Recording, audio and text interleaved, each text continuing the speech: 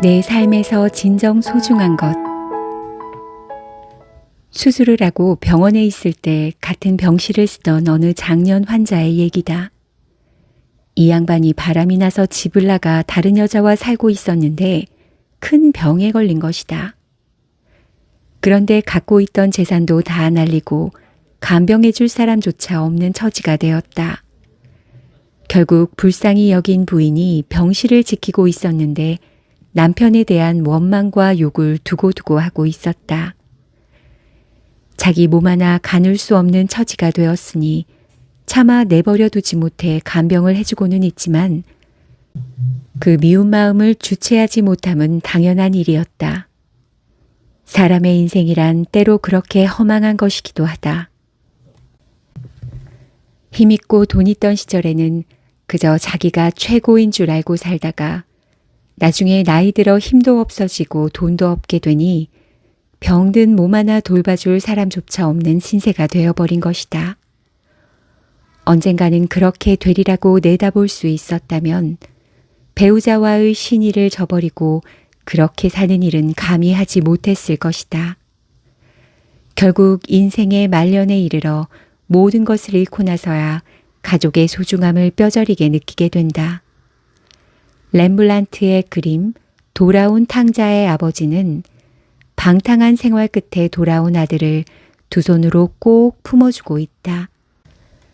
아버지는 무릎 꿇고 참회하는 아들을 품어주며 사랑하는 존재일 수밖에 없었다. 우리의 인생도 마찬가지일 것이다. 누구나 살아가면서 많은 것들을 얻거나 갖고 싶어 한다. 그런데 내가 그토록 매달렸던 대부분의 것들은 세월이 흐르고 나서 보면 덧없는 것이 되고 만다. 그렇게도 중요하다고 믿었던 것들은 시간 속에서 변색되거나 탈색되었다.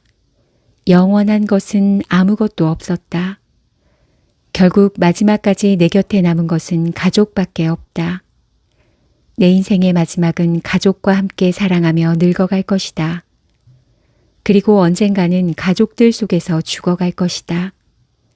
끝이 좋아야 행복한 것이 인생이고 끝이 나쁘면 불행한 것이 인생인지도 모른다.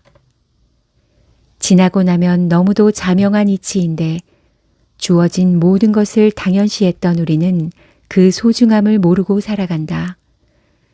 그래서 내 삶에서 정작 무엇이 소중했던가를 너무 늦게서야 깨닫곤 한다. 어떻게 하면 내 삶 앞에서 더 좋은 사람으로 나이 들어갈 것인지 함께 생각해보는 시간이 되기를 소망한다. 고즈넉한 삶의 시간. 왕성하게 일하던 젊은 나이에는 자신에게서 무엇 하나라도 상실되면 곧 마음의 상처가 된다. 그래서 자신이 잃게 된 것에 대해 많이 안타까워하고 속상해한다. 그런데 나이가 드니 굳이 그렇게 모든 것들에 집착하지 않게 된다.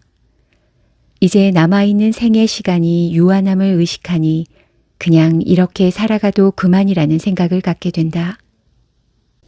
큰 수술로 후유증이 남아있는 몸의 조건에서도 나는 행복감을 느끼며 살아간다. 나는 신체의 이런저런 기능을 잃기는 했지만 여전히 갖고 있는 것들이 많다. 세상 무엇과도 바꿀 수 없는 가족이 있다. 무엇보다 좋은 것은 내 자신의 본성에 맞는 삶을 이제서야 살고 있다는 생각이 드는 점이다. 투병을 하면서 많이 생각했던 것은 그동안 너무 무거운 삶을 살았다는 것이다. 자신이 원하던 삶을 포기해야 했고 개인의 본성적인 욕구들을 억압하면서 자발적 고독을 선택하기도 했다. 하지만 병마가 안겨준 생사의 고비를 넘으면서 그동안 짊어져 왔던 무거운 삶이 결국은 나의 것이 될 수 없음을 생각하게 되었다. 다시 한번 살게 되는 두 번째 삶은 그저 소소하고 가벼운 삶이면 충분하다고 마음먹었다. 앙드레지드는 새로운 양식에서 우리가 행복해도 되는 이유를 이렇게 말하고 있다. 이 땅 위에는 너무나 많은 가난과 비탄과 어려움과 끔찍한 일들이 가득해서 행복한 사람은 자기의 행복을 부끄러워하지 않고는 행복을 생각할 수 없다. 그러나 스스로 행복해질 수 없는 자는 남의 행복을 위하여 그 어떤 일도 할 수 없다. 이제는 내가 원하는 삶의 즐거움들을 누르는 일 없이 찾곤 한다.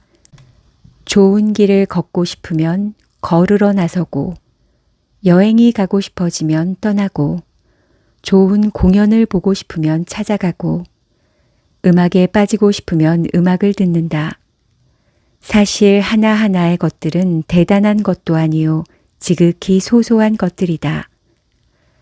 하지만 막상 살아오면서 이런저런 이유로 원하던 것들을 하지 못해왔다. 이제는 자기 본성이 원하고 요구하는 것들을 숨김없이 솔직하게 자신에게 말하곤 한다. 그러니 삶의 질이 수술 전 건강했을 때보다 오히려 나아진 것 같다는 역설이 가능해진다. 그 힘들었던 투병의 시간을 겪었고 이렇게 몸에 여러 후유증이 남아 전과 같은 신체는 아니게 되었는데도 지금 사는 게 예전보다 낫고 좋다고 느끼게 되니 참으로 희한한 일이다. 지금 이렇게 사는 게 참 좋다. 이 정도면 됐다. 그 힘든 시간을 겪고서도 이런 소리가 나오니 산다는 건 참 묘하다. 좋은 길을 걷는 인생의 기쁨. 리베카 솔릿의 걷기의 인문학에는 이런 말이 나온다. 사람들이 안 걷게 된 것은 걸을 만한 장소가 없어져서이기도 하지만 걸을 시간이 없어져서이기도 하다. 좀처럼 걷지 않게 되는 우리네 현실과 맞닿아 있는 얘기일 듯하다. 내가 그랬었다. 가까운 거리도 택시를 탔고 계절을 천천히 곱씹으며 걸을 마음의 여유를 갖지 못하고 살아왔다. 그랬던 내가 이렇게 달라질 줄은 미처 몰랐다. 걷는 것은 몸에도 좋지만 정신에도 더없이 좋다. 우울한 기분이 들었을 때 밖에 나가 좋은 길을 걸어보시라.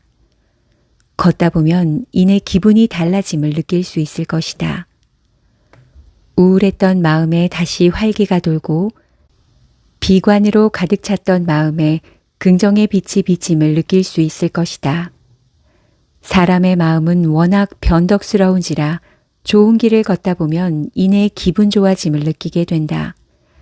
그러니 걷기는 다리 운동을 넘어 마음을 다스리는 치료법이 되기도 한다. 그래서 걷는다는 것은 자기를 돌보는 시간을 갖는다는 것을 의미한다. 혼자 사유하기를 즐기는 철학자들이나 작가들 가운데는 걷기 예찬론자들이 많다. 나만의 도보 여행에서만큼 많이 생각하고 많이 존재하고 많이 체험한 적은 결코 없었다. 감히 말하건대 이 여행에서만큼 나 자신이었던 적은 결코 없었다. 장자크 루소의 고백의 한 대목이다. 그들은 대체로 혼자 걷는 것의 즐거움을 말한다. 실제로 혼자 걸으면 나만의 시간을 가질 수 있다. 귀에 이어폰을 꽂고 좋은 음악을 즐기며 걸을 수도 있고 평소 못했던 이 생각 저 생각을 하면서 걸을 수도 있다. 그냥 무념무상으로 아무 생각 없이 오로지 걷는 데만 집중할 수도 있다. 그 어느 것이든 다 나만의 시간이다. 하지만 고독의 사유를 즐기는 철학자들과 달리 우리에게는 함께 걷는 것도 무척 좋다. 남은 인생 동안 육체가 허락할 때까지 좋은 길을 많이 걸으려고 한다. 지금 이 시간은 내 인생에서 다시 오지 않는다. 골방의 정신세계에 갇혀 미움과 질투와 증오의 싸움을 하고 있을 시간에 좋은 길을 찾아가서 마음껏 걸어보시라. 세상이 달라 보이고 내 삶이 다르게 생각될 것이다. 그래서 걷는 것은 철학하는 것과 다르지 않다. 나를 사랑하는 삶. 자신을 사랑한다는 것은 자신의 좋은 것들만 사랑함을 의미하지는 않는다. 자신의 부족하고 못난 모습, 가슴 아픈 실패, 원하지 않았던 상황들, 이런 것들까지도 겸허히 인정하고 자신의 것으로 받아들일 때 자신의 전체를 사랑하는 마음이 가능해진다. 우리의 삶이 어렵고 힘들수록 자신에 대한 사랑은 더욱 소중하다. 특히 나이 들어가면서 자신의 생을 돌아보면 이런저런 회한에 젖어들게 된다. 아무래도 만족한 것보다는 아쉽고 후회되는 것들이 많은 게 우리네 인생이다. 자식과의 관계, 노후에 대한 걱정, 외로움 등에 사로잡히다 보면 내가 잘못 산 건 아닌가 하는 생각이 들기도 한다. 사느라고 살았는데 말이다. 하지만 나를 너무 탓하지 말자.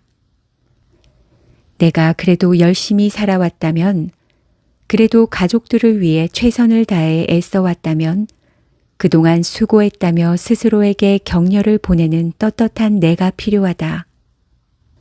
그런 자기사랑의 마음이 더 좋은 삶을 위해 노력하는 자신의 마중물이 될 수 있을 것이다.